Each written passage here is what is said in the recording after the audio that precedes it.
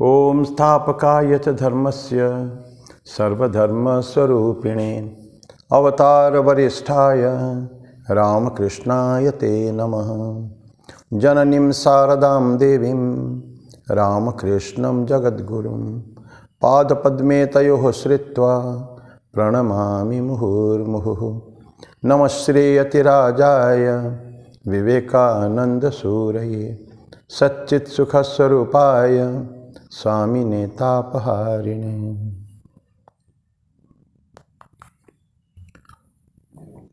भगवान श्री रामकृष्ण देव, जगत जननी माँ शारदा जी और स्वामी जी को मेरा प्रणाम अर्पित करता हूँ।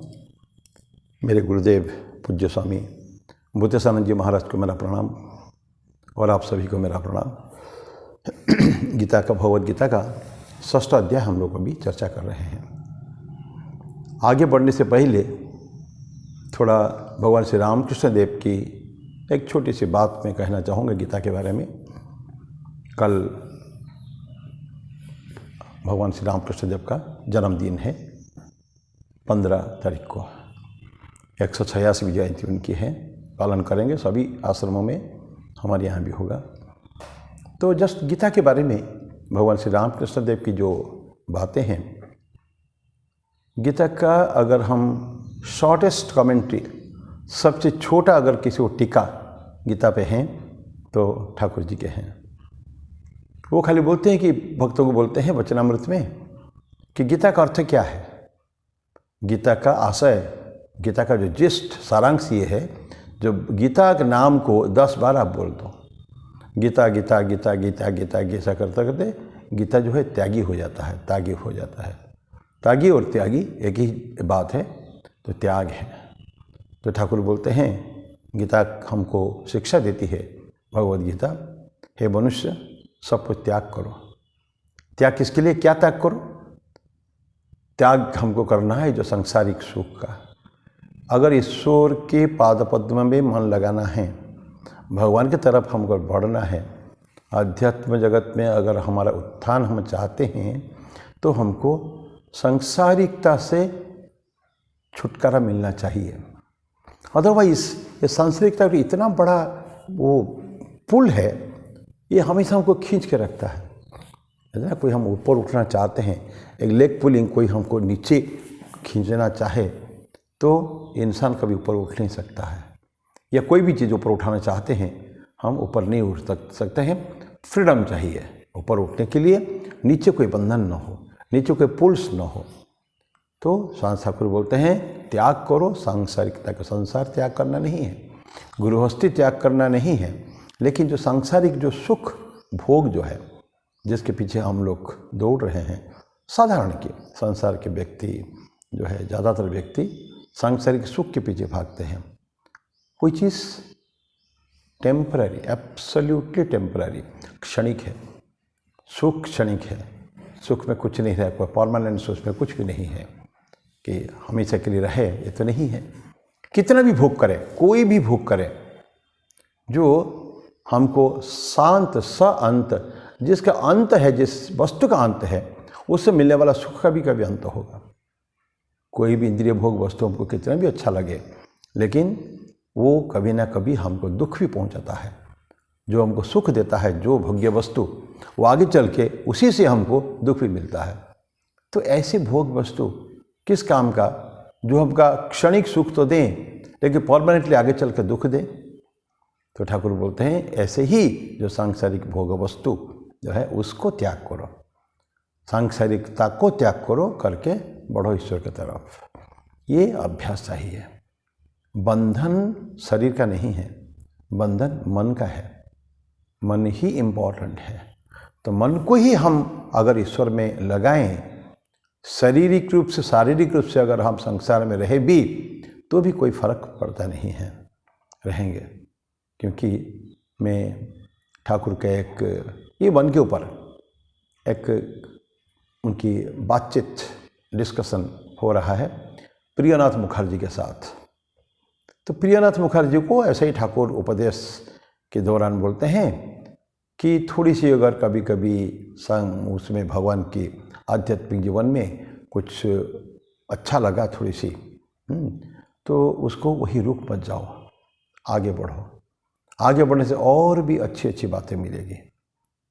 तो प्रियनाथ मुखर्जी पूछता है कि ये तो हमारा तो पैर में बेड़ी है, बंधन है।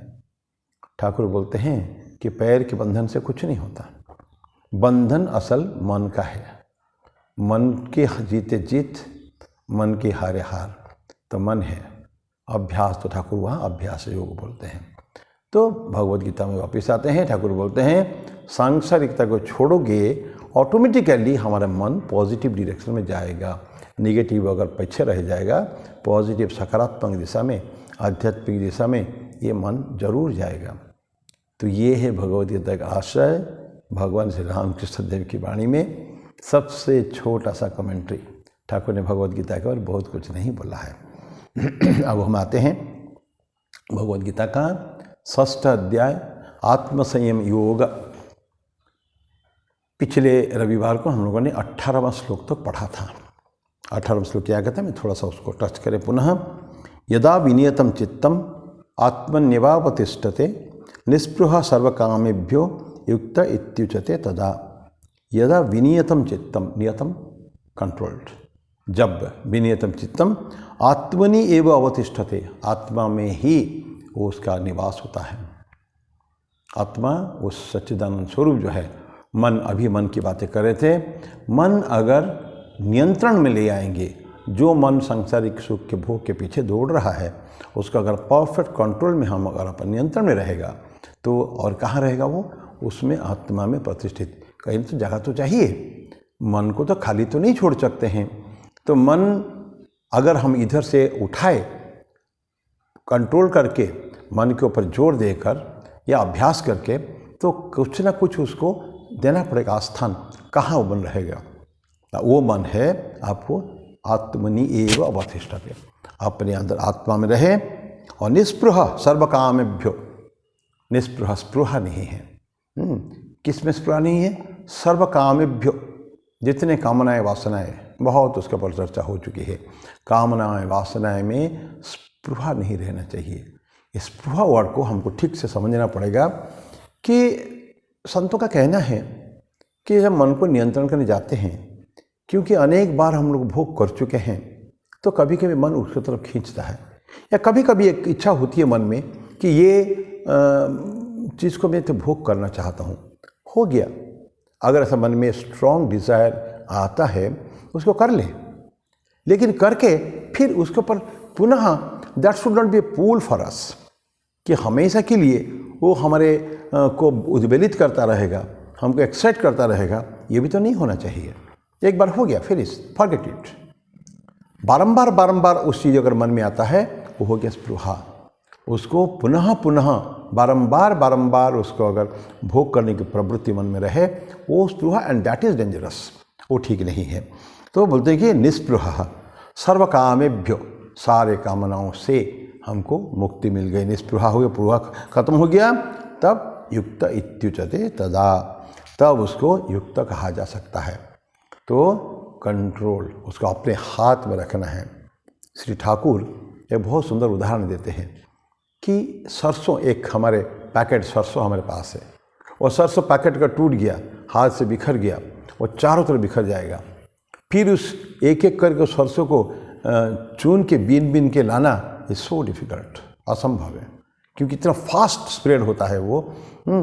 या तो कहते हैं कि मन का नियंत्रण में अगर ख़त्म हो गया, चरित्र अगर गलत दिशा में गया, तो ये मानो कि बहुत बड़े ऊपर पहाड़ी पे खड़े हैं और हाथ में एक बॉल है, वो बॉल हाथ से छूट गया, या किसी बिल्डिंग में है, हाथ से बॉल छूट गया, तो आएगा उसी में डांस करते करते उस स्टेप्स में एकदम नीचे, कब आएगा पता भी नहीं चलेगा।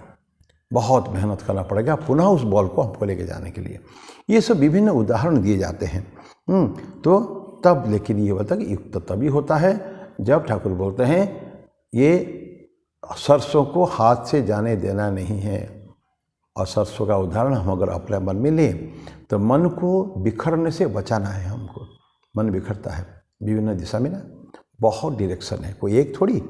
अगर एक कामना हो, एक वासना हो तब तो ठीक है, लेकिन ये तो अनंत इच्छाएं हमारे, बहुत सारे तरह तरह की इच्छा है। कुछ आवश्यक, कुछ अत्यंत अनावश्यक।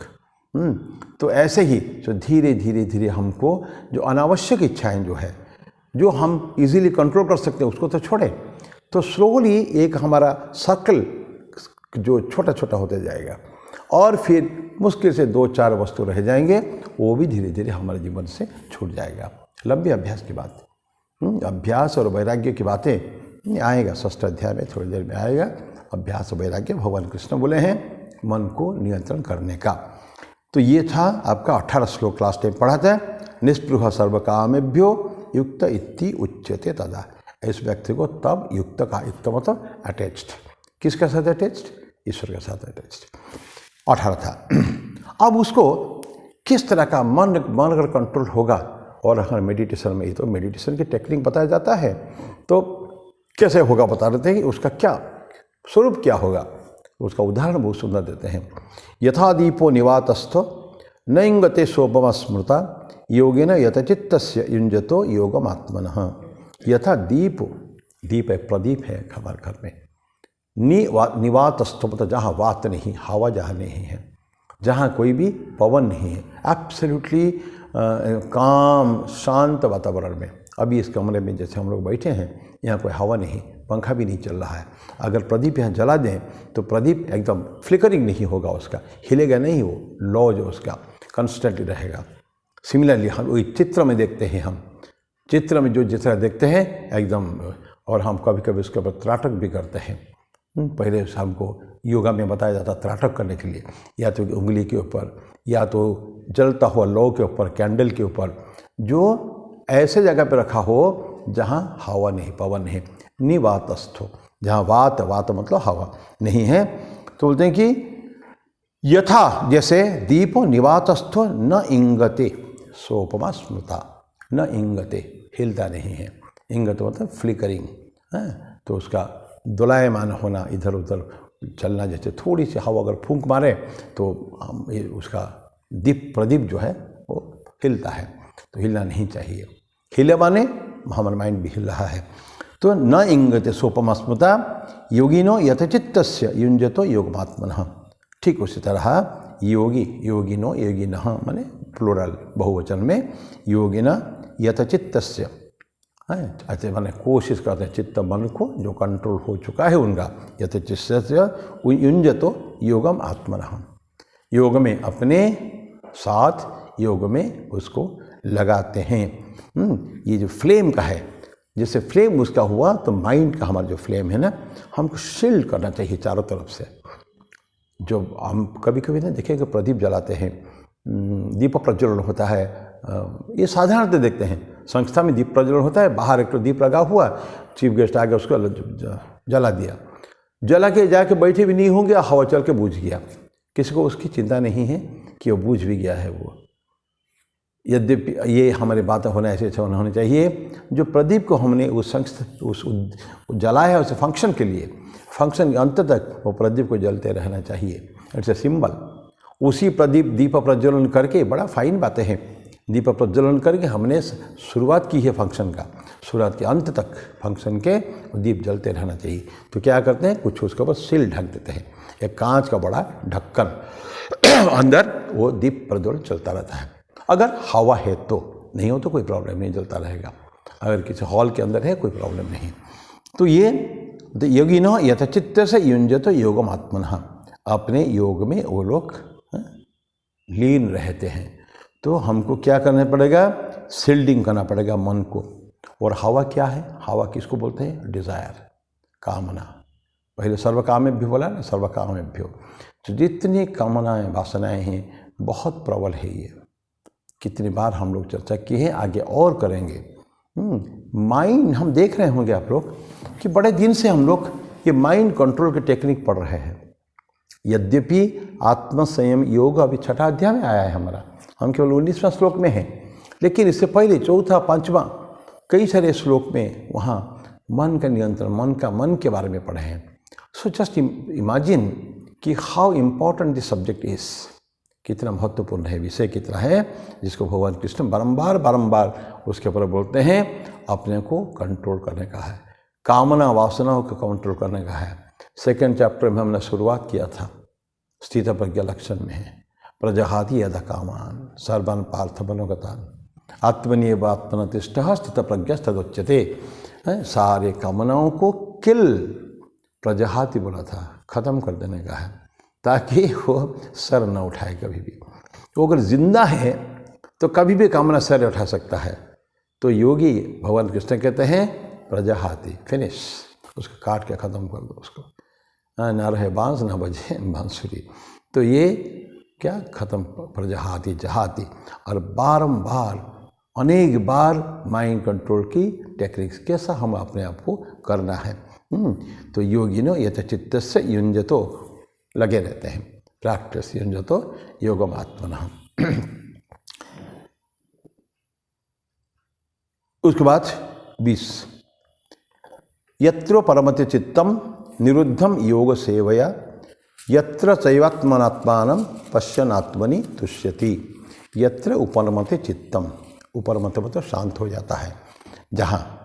ये देखिए, ये जो यहीं से शुरू होता है 3 श्लोक का 20, 21, 22, ये 3 श्लोक इनकम्प्लीट श्लोक है। ये किसका एक देते हैं, तो जब 23वां श्लोक में जो जाएंगे वहाँ हम योग का एक बहुत सुंदर डेफिनेशन है।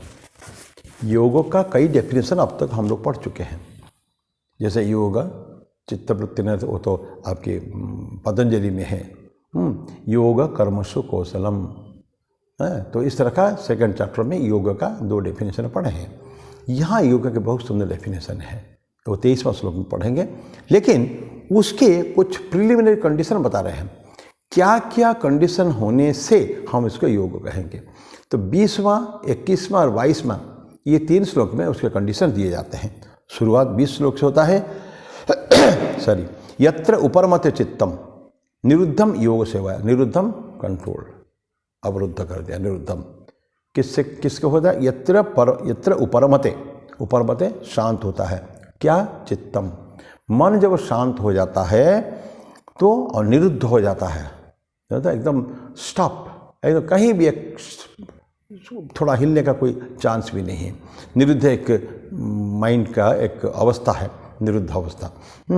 तो यत्र उपरमते चित्तम निरुद्धम योग सेवया, कैसे होता है, योग सेवया, योग की प्रैक्टिस करने से, सेवा के द्वारा, योग सेवा। यह सेवा मतलब यहाँ सर्विस करना नहीं है, पर अभ्यास करने का है। योग सेवन करते हैं जो, वी टेक इट इनसाइड, सेवन है। तो ये सेवन के ही टर्म माने मीनिंग से है, यत योग सेवया, योगों को प्रैक्टिस करते हैं, जीवन में उसका पालन करते हैं। We make it a way for life, जीवन का एक अंग बनाते हैं योगों को, जब लाइटली नहीं है, वेरी सीरियसली। हम लोग सीरियस, बहुत सारे लोग, ज़्यादातर हम लोग सीरियस नहीं हैं कोई काम को, थोड़ी देर के लिए प्रैक्टिस करते हैं फिर उसको छोड़ देते हैं, परमानेंटली छोड़ देते हैं। तो इस तरह का नहीं चलेगा। योग सेवा मतलब योगों को जीवन में बराबर प्रैक्टिस करने का है, तब जाके ये निरुद्ध होता है, वो चित्त, और उपरमते शांत होता है। यत्र च एव आत्मना आत्मानं पश्यन् आत्मनि तुष्यति, क्या सुंदर है। यत्र च एव, जहाँ क्या होता है, आत्मना आत्मना आत्मानम, अपने द्वारा अपने को, आत्मना आत्मानम पश्यन्, देखते हैं। कितना सुंदर है, हमारे अपने में द्वारा, अपने खुद के द्वारा आप आत्मा को देखते हैं। आत्मना आत्मानम पश्यति, और पश्यन्, देखते हुए क्या होता है, आत्मनि तुष्यति, तुष्यति आनंद भी होता है। बाहर की कोई चीज़ नहीं है, हम बाहर की कोई फोटो देखते हैं, कोई ऑब्जेक्ट देखते हैं, हमारी जो कामना वासनाओं की, तो क्या होता है, थोड़ी देर के लिए सुख होता है, अच्छा लगता है, वाह बढ़िया चीज़ है। या कुछ खरीदा, कुछ दिन के लिए मन में आनंद होता है, आनंद तो नहीं, सुख होता है थोड़ी दिन के लिए, लेकिन पुनः समाप्त हो जाता है। लेकिन यहाँ जो स्थिति है, यहाँ तो अपने पढ़ चुके हैं कि पूर्ण रूपेण निरुद्ध कर दिया, मन को, चित्त को शांत कर दिया, परमते शांत हो गया। तो शांत और निरुद्ध हो गया, फ्लिकरिंग का कोई चांस नहीं है, दीप जैसा नहीं है। तो क्या करेंगे, अपने द्वारा अपने को देख के अपने में ही हम लोग शांत होते हैं। तुष्यति, तुष्टि होता है, शांति उसको प्राप्त होती है। तो ये पुनः बोले फिर वही सेकेंड चैप्टर की बात को अगर याद करें, दूसरा स्थित प्रज्ञा लक्षण में, कि अपने अंदर ही सुख है, सुख बाहर नहीं है। बाहर हम वृथा ढूंढते हैं, हर चीज़ को बाहर ढूंढते ढूंढते finally we come to know, हम जानते हैं कि जो कुछ तो अंदर ही तो है। बाहर की चीज़ें हमको परमानेंट सुख नहीं दे सकता है, जो अंदर देखने का। आत्मनि, अपने को अपने में देख के खुद पे अंदर ही आनंद प्राप्त कर रहे हैं। योगी लोग यही तो करते थे। क्या था उनके पास भोग वस्तुएं? नथिंग, कुछ भी नहीं। पहले शायद 5वां अध्याय में लोग पढ़े हैं कि वो बहुत ही मिनिमम जो नेसेसिटीज़ हैं, जो एकदम एक जीवन चलाने के लिए जो आवश्यक वस्तुएं हैं, वही वस्तु केवल उनका आवश्यक है, अपने पास रखते हैं। वो भी पॉजिटिवनेस नहीं है कि मेरा सामान है, चला गया तो मन में कष्ट होगा, दुख होगा, ये भी नहीं है। ये just for my own use I am keeping it, नहीं रहा देखा जाएगा। दुखी आदमी को दुखी नहीं होता है।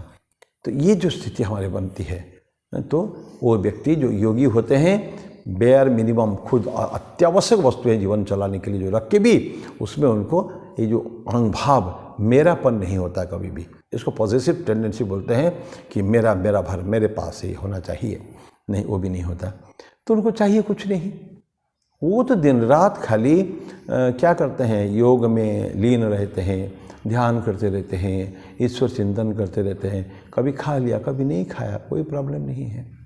स्वामी विवेकानंद ने क्या कहा था, उनको इच्छा तो थी विवेकानंद की। तब नरेंद्रनाथ दत्त ठाकुर जो काशीपुर में हैं, ये सब जानते हैं, बड़े फेमस स्टोरी है।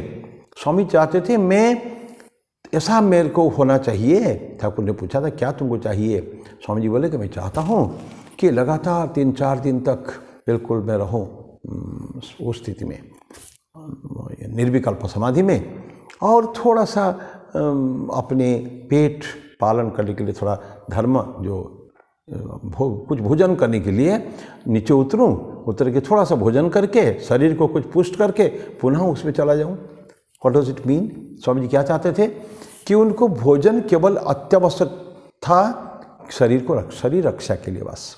तो शरीर की रक्षा के लिए, अपना सेल्फ प्रोटेक्शन के लिए, ताकि शरीर चला न जाए, तो हम जो कुछ थोड़ा बहुत व्यवस्था उसके लिए करते हैं। ये स्वामी विवेकानंद का था। 3-4 दिन निर्विकल्प समाधि में रहने के बाद कुछ देर के लिए मैं नीचे उतर के मैं फिर भोजन कर फिर ऊपर चला जाऊँगा।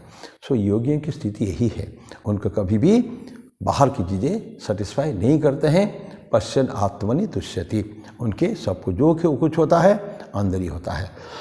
और ये दोनों जो सेल्फ सेटिस्फैक्शन और सेल्फ जो अपने आत्मा के चिंतन और आत्मतुष्टि, ये कंकमिटेंट है, वो दोनों एक साथ चलते हैं।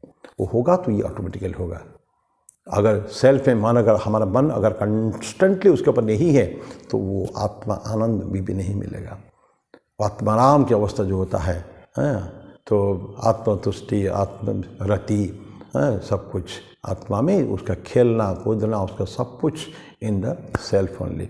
ऐसे व्यक्ति को आत्मरति, आत्मतुष्टि जो भी कहिए, ये सब एक साथ चलने वाले हैं। तो हमको सेल्फ का जो एक्सपीरियंस होता है, तो क्वाइट्यूड, माइंड का क्वाइट्यूड, शांत होना, जहाँ मन शांत होगा ऑटोमेटिकली हो जाएगा ही ईश्वर का चिंतन करने के लिए, और वहाँ उनको शांति, उस आत्मिक शांति मिलेगी। तो ये हो गया वर्स नंबर 21 सुखम आत्म, ये देखिए 20 में एक हो गया। क्या कंडीशन रहा?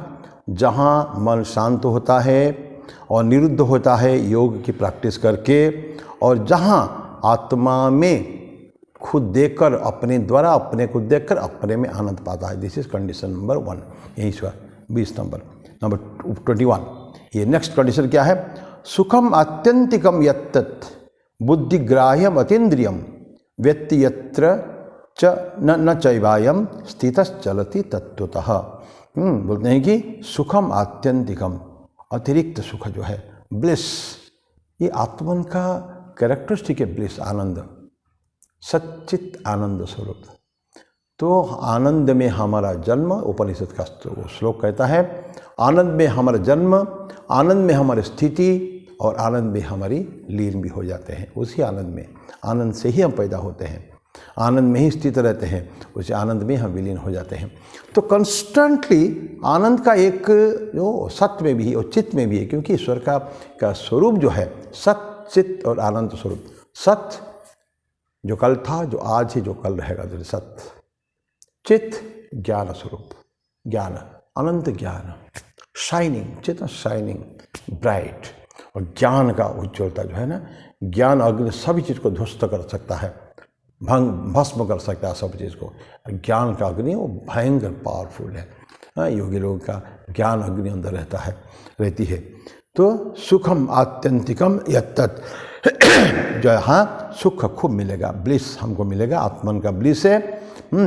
और वहाँ एक्सट्रोवर्टेड माइंड जो है, क्योंकि आत्मन के ही कैरेक्टरिस्टिक है सुख आनंद, तो जो आत्मन में प्रतिष्ठित नहीं है, जिनका माइंड एक्सट्रोवर्ट मतलब बाहरी चीज़ों में सुख लेता है, एक इंट्रोवर्ट माइंड जो अंदर सुख लेता है अंदर अंदर, और एक्सट्रोवर्ट माइंड जो चारों तरफ फैला हुआ हो, माइंड स्प्रेड चारों तरफ है। तो एक्सट्रोवर्टेड माइंड को ये आनंद कभी भी नहीं मिल सकता है। तो बता कि सुखम आत्यंतिक यत्तत् बुद्धिग्राह्यम, बुद्धि से थोड़ा बहुत मिलता है, जब शुद्ध बुद्धि से। ठाकुर बोलते हैं कि शुद्ध मन, शुद्ध बुद्धि और शुद्ध आत्मा एक ही चीज़ है।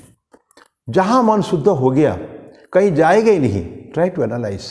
शुद्ध मन मतलब लोग पूछते हैं कि मन और बुद्धि और आत्मा एक ही कैसे हो जाएगा। मन चंचल है इसलिए कष्टदायक होता है। जहाँ शुद्ध मन मतलब absolutely pure mind, pure mind कभी भी फ्लिकरिंग होगा ही नहीं, ये एक ही जगह रहेगा। बुद्धि हमारा डिटर्मिनेटिव फैकल्टी, क्या है, निश्चयात्मिका। मन संशयात्मिका, लेकिन अब संशय नहीं रहा, मन जो प्योर हो गया इज प्योर एब्सोल्युटली। और बुद्धि भी डिटर्मिनेटिव। तो मन अगर प्योर हो गया तो ऑप्शंस कुछ नहीं है, मन संशयात्मिका है ना, अगर ये करूँ कि ये करूँ, हियर और देयर, दिस और दैट, ये जो भावना मन में रहती है ये ऑप्शंस होता है। पर बुद्धि में कोई ऑप्शन नहीं है, वो तो डिटरमिन करता है किससे, ऑप्शन से। जब ऑप्शन ही नहीं रहा, बुद्धि भी शुद्ध हो गई, तो मन शुद्ध हो गया, बुद्धि, उस बुद्धि शुद्ध बुद्धि से भी कुछ आनंद मिलता है। तो फिर शुद्ध आत्मा, आत्मा में ही आनंद, अनंत सुख, जिसको कहते हैं आत्यंतिक दुख निवृत्ति, परम सुख प्राप्ति, वो आत्मा में होता है, परम सुख की प्राप्ति। ये सारे चीज़ जो हम पढ़ रहे हैं ये परम सुख प्राप्ति के उपाय ही कर रहे हैं। तो यत्तत् बुद्धि ग्राह्यम, बुद्धि के द्वारा भी ग्रहण किया जा सकता है अनंत को। और अतीन्द्रियम, तो कैसा है वो, अतीन्द्र, इंद्रियों के अतीत है। इंद्रियों से जो भोग होता है आत्मा को नहीं टेस्ट कर सकते हैं। आत्मा का आनंद इंद्रियों के द्वारा नहीं होता है, ये अतीन्द्रिय सत्ता के द्वारा, क्योंकि आत्मा जो है अतीन्द्रिय, इंद्रिय के द्वारा उसको नहीं कर सकते हैं। ठाकुर क्या सुंदर बोलते हैं कि ब्रह्म वस्तु, आत्म वस्तु जो है, इसको किसी ने नहीं बोल पाया व्हाट इज दैट। क्यों? हम अच्छा है या बुरा है, टेस्टी है या टेस्टी नहीं है, स्मेल कैसा है, स्मेल अच्छा है बुरा है, ये हमारे इंद्रियां शब्द स्पर्श रूप रस गंध ये डिसाइड करते हैं। लेकिन जहाँ कोई खत्म हो गया, कोई ऑप्शन भी नहीं है, बुद्धि भी नहीं है, तो वहाँ परम आनंदी भी एकमात्र आनंदी आनंद है वहाँ। तो वहाँ कोई एब्सोल्युटली कोई प्रॉब्लम है ही नहीं, अतीन्द्रियम, इंद्रियों से ऊपर है। तो ठाकुर बोलते हैं सारे चीज़ें झूठे हो गए हैं। ये जब ईश्वर चंद्र विद्यासागर के पास गए हुए हैं रामकृष्ण, तब क्या सुंदर है ये ब्रह्म, उसमें फर्स्ट पार्ट में वचनामृत के भाग 1 में परिच्छेद 7 में आता है ये ईश्वर चंद्र विद्यासागर के साथ श्री रामकृष्ण देव का की मिलन, उनके साथ बातचीत। ठाकुर हम बोलते हैं कि ब्रह्म के बारे में चर्चा होती है, ब्रह्म का स्वरूप क्या है, कैसा है। ठाकुर बोलते हैं कोई उसको बोल नहीं सकता है कभी भी, जैसे गूंगा नहीं बोल सकता गुड़ का स्वाद क्या है, तो he can just express his happiness, Joy, bliss. तो ये बात ठाकुर बोलते हैं कि बाकी ब्रह्म वस्तु कभी झूठा नहीं हो पाया। क्यों? उसको किसी ने अपने जुबान से डिस्क्राइब करने की कोशिश भी नहीं कर पाई, कोशिश करके भी शांत हो जाते हैं, वहाँ कर ही नहीं पाते हैं। उसका कोई एनालिसिस, कोई डिस्क्रिप्शन कोई दे नहीं सकता। इसलिए जो बोलते हैं ठाकुर कि ब्रह्म ऐसी बात है जो कभी झूठा नहीं हुआ है। ईश्वर चंद्र विद्यासागर बड़े आनंद होते हैं, हाँ, क्या नई बात आज हमने सुनी, आज बहुत सुंदर बातें सुनी। ऐसा ईश्वर चंद्र विद्यासागर बोलते हैं उनके शिष्यगणों को। बीच में ठाकुर एक एक ऐसी ऐसी बातें करते हैं, विद्यासागर बड़ा स्तब्ध हो जाते हैं। इस तरह की बातें तो कभी सुनी नहीं हमने। तो ये बात है। तो बुद्धिग्राह्यम अतीन्द्रियम वेत्ति यत्र न च एवायम स्थितश्चलते तत्त्वतः। तो वेत्ति यत्र स्थितश्चलते, स्थितश्चलते तत्त्वतः, स्थित हो जाएगा, शांत हो जाएगा, चुपचाप ये हो जाएगा, तो उसको कोई ग्रास्प कोई कर नहीं पाएगा उसको। तो क्योंकि आनंद एवरलास्टिंग है, हमेशा रहने वाला है आनंद है, उसके आत्मन के साथ होगा जो कनेक्शन है उसके कारण है। और योग जो है ना, योगी कभी डाइवर्ट नहीं होता है, कभी भी अपने आप को कभी भी डाइवर्ट नहीं कर सकता है। और इम्परमानेंट प्लेजर में एक अच्छी चीज़ को छोड़कर कभी भी वो बुरी चीज़ को जाता नहीं है। अच्छी बातें जिसने जीवन में कर ली है वो कभी भी जा नहीं सकता है।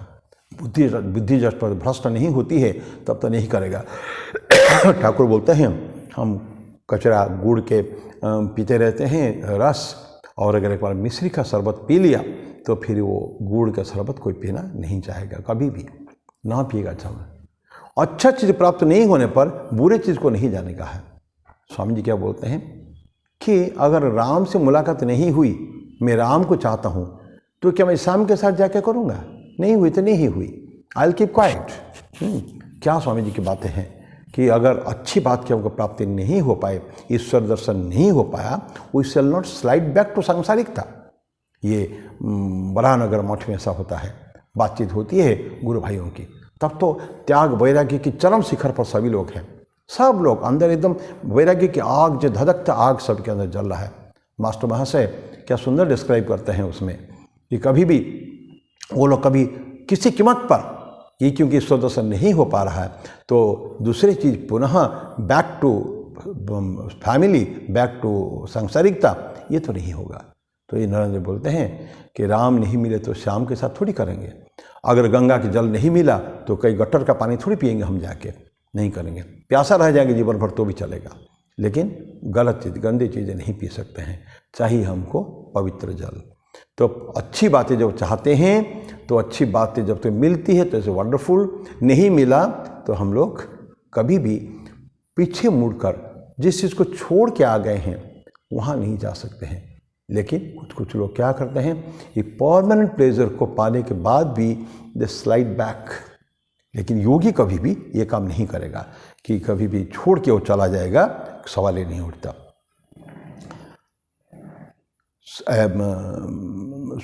भगवान श्री रामकृष्ण उदाहरण देते हैं, समाधि में जो रहता है आदमी जो है उसके के हमेशा अपने आप को गोता लगाता रहता है, निमज्जित कर देता है। कहाँ? सच्चिद आनंद सागर में।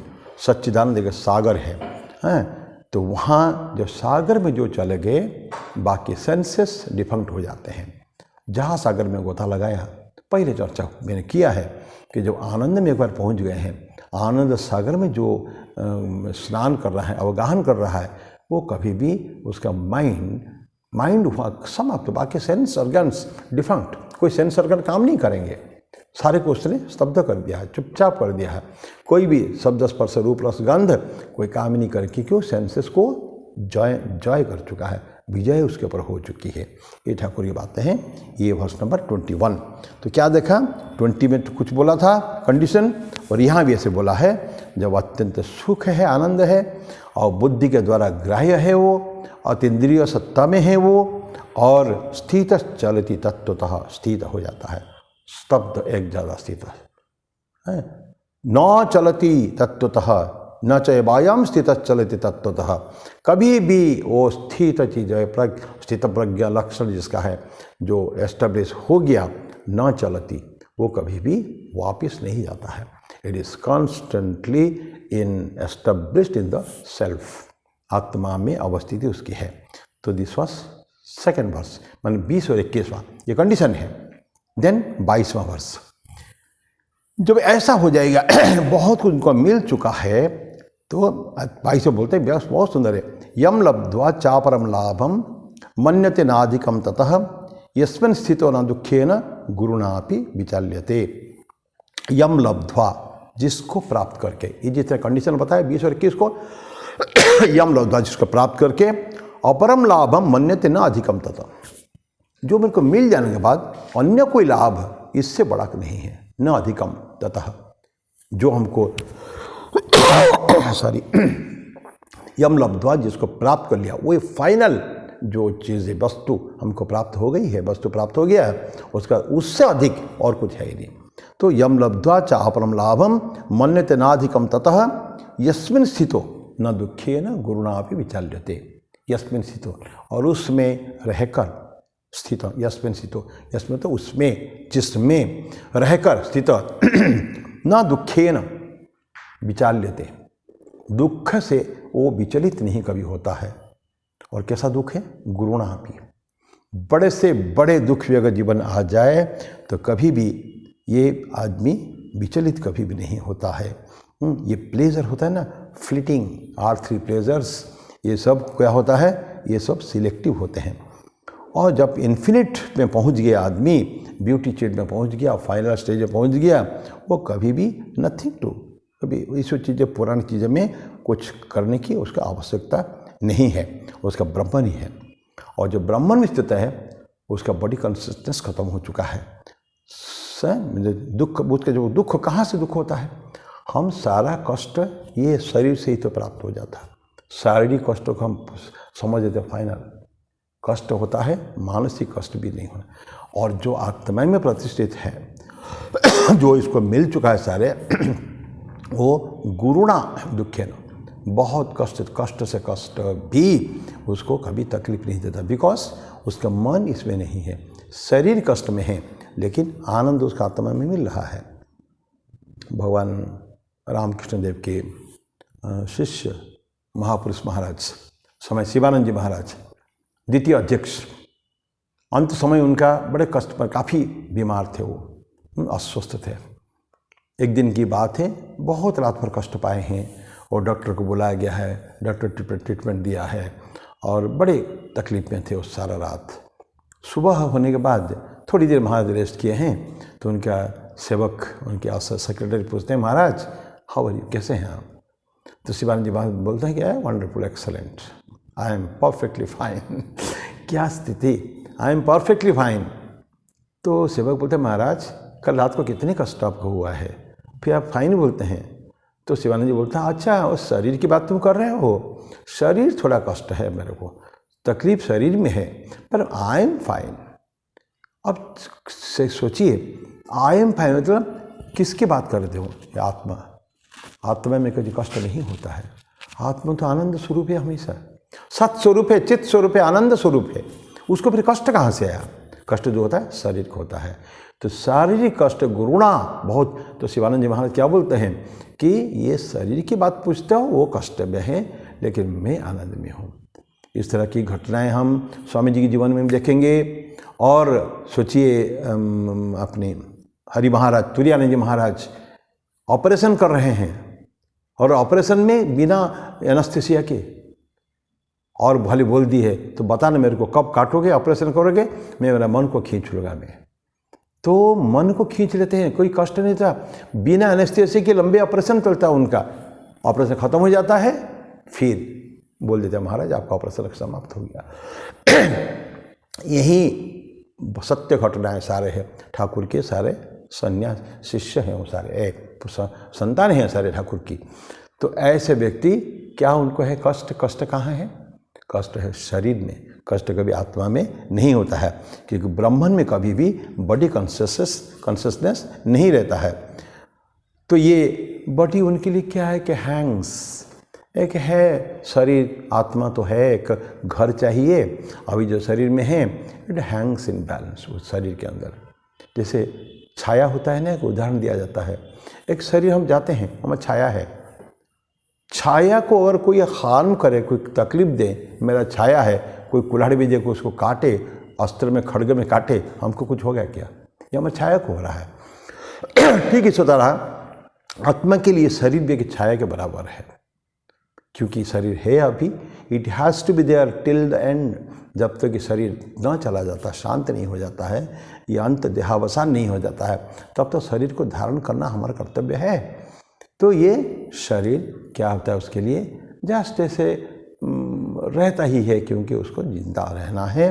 और कोई इंजुरी, कोई भी क्षत विक्षत शरीर को होने पर भी, जैसे छाया को कष्ट देने से इंसान को कोई प्रॉब्लम नहीं है, उसी तरह का इंसान के शरीर को कोई इंजरी होता है, कोई तकलीफ होती है, कोई कष्ट होता है, क्षत विक्षत होता है, कट पिट जाता है, तो उस आत्मा को कोई कष्ट नहीं है। वैसा मैं कहानी नहीं बता रहा हूँ, ऐसे बहुत कहानियाँ हैं, बहुत तक। आपको ध्यान होगा, मैं ब्रह्मानंद शिव, ये सदाशिव ब्रह्मेंद्र का एक कहानी आपको सुनाया था कुछ दिन पहले। हाथ उसको काट दिया गया, पुनः मैं रिपीट कर रहा हूँ। कुछ व्यक्ति इतना ईश्वर चिंतन में मग्न है, चला जा रहा है, और पीछे पीछे वो राजा के सिपाही आके उसका हाथ को काट दिए, तो लेकिन उसको समझ ही नहीं पड़ रहा है कि हाथ मेरा काटा हुआ है। तो कल्पना करिए किस अवस्था में रहे होंगे वो। और ये तो कहानी नहीं है, ये तो सत्य घटना है। बहुत कुछ सैकड़ों साल, 100 साल पहले की बात, साउथ के उस थे सदानंद ब्रह्मेंद्र, सदाशिव ब्रह्मेंद्र। तो ऐसा साधुओं के साथ होता है, वेरी डिफिकल्ट। ये सबके साथ संभव नहीं है, बहुत कष्टदायक है, लेकिन है, ऐसा व्यक्ति है। तो ये था वर्ष नंबर 22।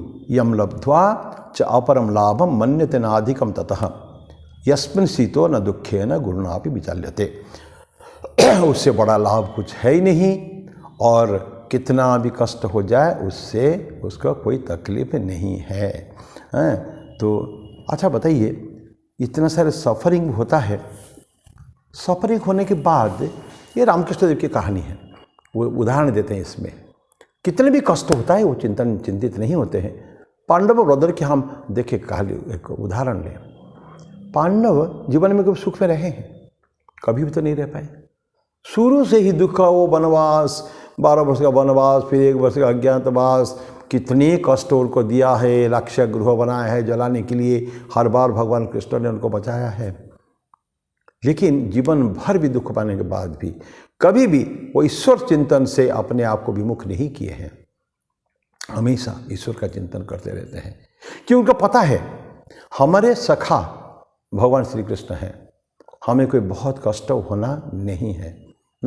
ये उनके एक प्रतीति, विश्वास उनके अंदर है कि हमको कुछ नहीं होने वाला हुआ, टिल कृष्ण इज आवर सखा। तभी तो अर्जुन ने नारायणी सेना को, विराट बड़ा सेना को छोड़ के भगवान कृष्ण को निहत्ता क्यों लिया युद्ध के लिए? ही न्यू कृष्ण ही हमारे सेवियर है, हमको रक्षा करने वाला वही है, उसके अलावा हमको कोई वो नहीं दे सकता है, हमारे को शांति नहीं दे सकता है। तो ये एक बार की बात है, कहानी आती है। युधिष्ठिर बैठे हैं शांत भाव से, ईश्वर का चिंतन कर रहे हैं। बहुत कुछ जा चुका है, उनका कष्ट सह चुके हैं, तो हिमालय की तरफ देख रहे हैं।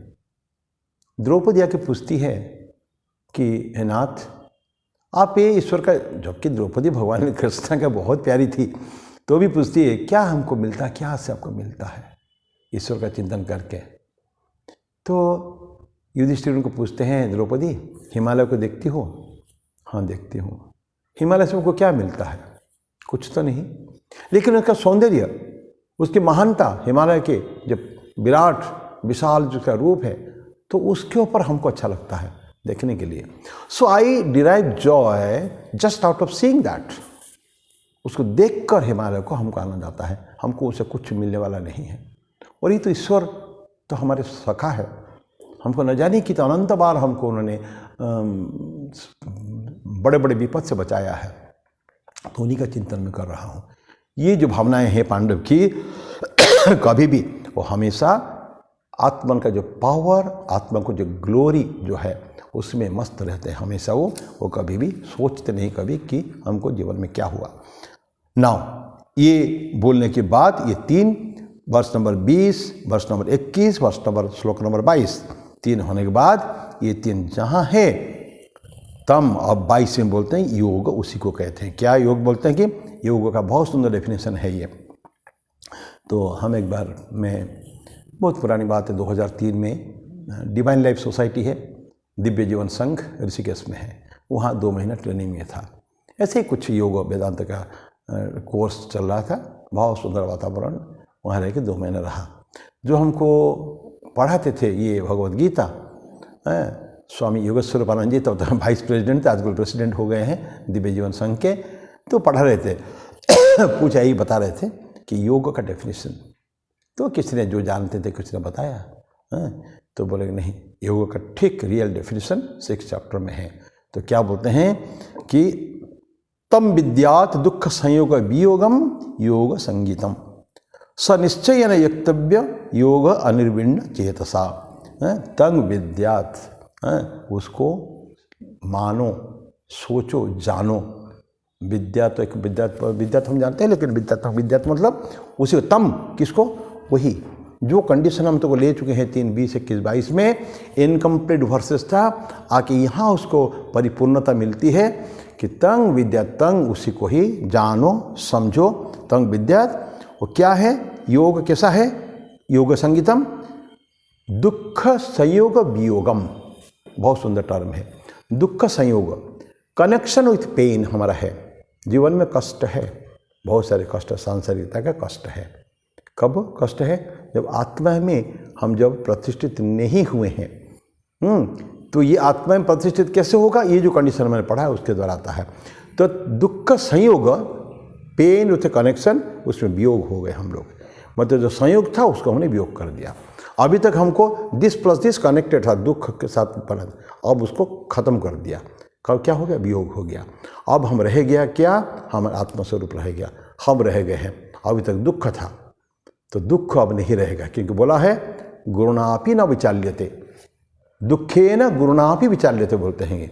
बहुत कष्ट जिसमें जो हमको तकलीफ नहीं होती है, विचलित नहीं होते हैं, तकलीफ नहीं होता है कभी भी, हम मर्माहत नहीं होते हैं, तो ऐसे क्या होता है, दुख का जो सहयोग था उसको हमने वियोग कर दिया। सो तंग विद्या, तो उसको वो योग हो गया, सांस उसको योग है, उसी को ही समझो। जहाँ कनेक्शन विथ पेन, उसको हमने वियोग में परिवर्तित कर दिया। दिस इज योग। और उसको क्या करना फिर हमको, यस्में स निश्चयन यक्तव्यो योग अनिर्विण्ण चेतसा। स, उस योग को क्या करेंगे हम, क्या हमारा कर्तव्य है। योग तो ये हो गया दुख से योग वियोगम, स निश्चयेन योक्तव्य, योक्तव्य मतलब उसमें प्रैक्टिस करते रहे। That is only to be practice, that only is to be practice. वही को ही, उसी को ही, उस योग का हम जीवन में पालन करेंगे। योक्तव्य निश्चयेन, एकदम कोई विघ्न नहीं होना चाहिए। निश्चय कर लिया, निश्चय कर, गुरु गोविंद सिंह आते थे, निश्चय कर जीत करो, एकदम मैंने तय कर लिया, जैसे कॉन्फिडेंस, मेरा आत्मविश्वास है कि मैं जीत मुझे हासिल होने वाली है। ये तो गुरु गोविंद सिंह की बातें हैं। यहाँ बोलते हैं कि निश्चय है ना, हमने अपने मन में ठान लिया ये मुझे करके रहना है। संकल्प वर्णन, संकल्प बहुत बड़े क्वालिटी है, संकल्प determination. I shall do this और I shall not do this, ये मैं करके रहूँगा, ये मन में प्रतीति विश्वास हो गया है। निश्चय योक्तव्य योग अनिर्विण्ण चेतसा। बोलते योग क्या होता है, अनिर्विण्ण चेतसा। निर्विण्ण मतलब डिस्ट्रैक्टेड नहीं होना चाहिए, कि इधर उधर फ्लक्चुएशन नहीं होना चाहिए। फ्लक्चुएशन न होना कितनी बार हम चर्चा कर चुके हैं, आज भी अभी भी फिर बोल रहे हैं। इसी योग को जहाँ जिसमें दुख संयोग का वियोग हो जाता है उसको हम करेंगे, निश्चित रूप से प्रैक्टिस करेंगे। और मन में कभी भी वो नहीं होना चाहिए, चलन नहीं होना चाहिए, विचलित नहीं होना चाहिए। दीप की बात अब क्या है, यथा दीपो निवातस्थो नेंगते सोपम स्मृता, जैसे उसी तरह का वो कंडीशन दिया गया है ऑलरेडी। तो इसी तरह का ही हमारा अनिर्विण्ण चेतसा, चेतसा मतलब मन से, मन के द्वारा, जो मन कभी भी डाइवर्टेड नहीं होता है, इस तरह के हमको मन को रखना पड़ेगा। और तब उसको प्रैक्टिस, अभ्यास उसको उसी तरह का करना पड़ेगा। ये मन को अपने अंदर जोड़ने का, मन को जो कंट्रोल, पूरी जब कंट्रोल हो जाएगा तब जाके ये संभव हो पाता है। ये हो गया वर्ष नंबर 23। अभी एक वर्ष का शुरू करके 24वें वर्ष को हम लोग समाप्त करेंगे। 24वां वर्ष से संकल्प प्रभवान कामान त्यक्ता सर्वान अशेषतः मनसा एव इंद्रिय ग्रामम विनियम्य समन्ततः संकल्प प्रभवान कामान त्यक्त्वा, त्याग करके। क्या त्याग करके? कामान, कामनाओं को त्याग करके। वो कामना कैसा है? संकल्प प्रभवान, संकल्प से आया है। अब संकल्प क्या होता है? थोड़ा देर पहले हम लोग संकल्प के बारे में पढ़े हैं। नहीं असन्यस्त संकल्प योग भवति कश्चन। संकल्प को हमको त्याग करना पड़ेगा। डिजायर संकल्प से आता है, पहले पढ़ चुके हैं। कामना वासना संकल्प। संकल्प क्या होता है कि मैं काम करूंगा, काम में प्रवृत्त होऊंगा। एक बैकग्राउंड में एक भावना रहती है, मुझे उससे मिलेगा क्या, what shell I get out of that. ये जो मन में रहेगा, दैट मीन्स कुछ प्राप्ति होने की। और कर्म वो नहीं है, कर्म योग वो नहीं है जिसमें प्राप्ति की आशा रखते हैं, कुछ मिलने की आशा रखते हैं, ये तो नहीं है संकल्प। ये कर्म वो नहीं है। तो हमको कर्म ठीक ठीक करना है, निष्काम कर्म। और कहते हैं डिज़ायर भी इतना बुरा नहीं है, इससे बुरा है संकल्प, क्योंकि संकल्प ही डिज़ायर की, कामनाओं की जननी जनक, अब कुछ भी कह लीजिए, वही से निकलता है। तो इसीलिए हम शुरू में बोलते थे संकल्प नहीं असन्यस्त संकल्प योग भवति कश्चन। जब तक कि संकल्प का त्याग नहीं हो जाता, कर्म का त्याग नहीं, कामनाओं का त्याग नहीं, संकल्प का त्याग हो जाएगा, ऑटोमेटिकली वही संकल्प ही कामनाओं को जन्म देता है। तो कामनाएं भी खत्म हो जाएंगी, वासनाएं खत्म हो जाएगी। तो बोलते ही संकल्प प्रभवान कामान। संकल्प प्रभवा तो जात हुआ जन्म हुआ, संकल्प से जातो जन्म हुए, जो कामना को त्यक्त्वा सर्वान, सारों को अशेषतः कंप्लीटली, कुछ थोड़ा सा विशेष नहीं रह जाएगा, पूर्ण रूपेण शेष उसको कंट्रोल करने का है। और फिर क्या करेंगे? मनसा एव इंद्रिय ग्रामम विनियम्य। मनसा, फिर मन से, कितने बार पढ़ रहे हैं हम लोग इसको, मनसा, मन से ही, मनसा एव इंद्रिय ग्रामम। इंद्रिय ग्रामम मतलब जिससे क्लस्टर ऑफ इंद्रिया, वही 5 इंद्रिया हैं, 5 कर्म इंद्रिय, 5 ज्ञान इंद्रिय, वो सब उसको इंद्रिय ग्राम कहते हैं। अलग अलग एक इंद्रिय मिला देने से इंद्रिय ग्राम हो गया। तो मनसा एव इंद्रिय ग्राम विनियम्य, नियम करके विनियम्य, समन्ततः, चारों तरफ से, फ्रॉम ऑल साइड, समन्ततः चारों तरफ, जो भी जितना भी चारों तरफ है सारे को हमको कंट्रोल करना है।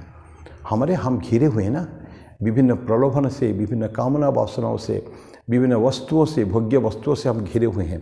इसे समन्ततः बोलते, समन्ततः फ्रॉम ऑल साइड्स। तो ये समाप्त करें। संकल्प प्रभान कामान त्यक्त सर्वान अशेषतः मनसा एव इंद्रिय ग्राम विनियम्य, विनियमत नियम करके समन्ततः चारों तरफ से। फिर अगले बार हम लोग फिर पढ़ेंगे शनि शनि रूपमित, वो अगले बार है 25वां श्लोक आगे लेंगे। तो आज ये 24 श्लोक पे हम समाप्त कर रहे हैं। गाने में तो तकलीफ़ हो रही है, गाना नहीं गा पा रहे हैं, बार थोड़ा खांसी आ रही है। तो मैं, क्योंकि रामकृष्ण की जयंती कल है, ठाकुर के एक भजन में गा लेता, वैसे ही छोटा सा भजन, वो जानते हैं आप सब, ठाकुर तुम पूर्ण ब्रह्म चिदानंद कंधो, ये भी है।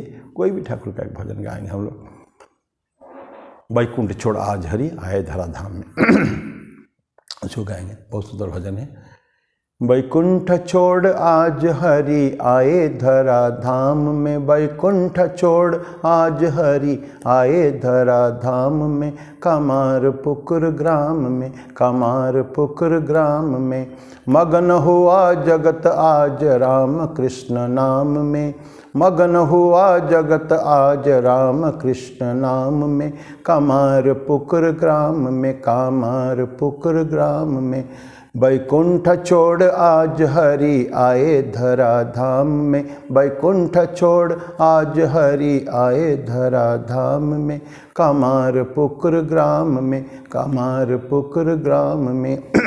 शुद्ध दूज की तिथि है फागुन का मास, शुद्ध दूज की तिथि है फागुन का मास, प्रकट हुए पर ब्रह्म करन मोहनाश, प्रकट हुए पर ब्रह्म करन मोहनाश, सुजन परित्राण और दुष्ट दमन काम में, सुजन परित्राण और दुष्ट दमन काम में, कामार पुकुर ग्राम में, कामार पुकुर ग्राम में। बैकुंठ छोड़ आज हरि आए धरा धाम में, बैकुंठ छोड़ आज हरि आए धरा धाम में, कामार पुकुर ग्राम में, कामार पुकुर ग्राम में। खुदे रामचंद्रमणि धन्य हुए आज, खुदे रामचंद्रमणि धन्य हुए आज। दीन की कुटीर में पधारे महाराज, दीन की कुटीर में पधारे महाराज।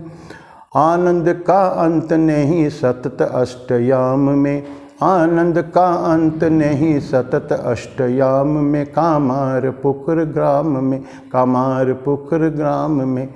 बैकुंठ छोड़ आज हरि आए धरा धाम में, बैकुंठ छोड़ आज हरि आए धरा धाम में, कामार पुकुर ग्राम में, कामार पुकुर ग्राम में, कामार पुकुर ग्राम में।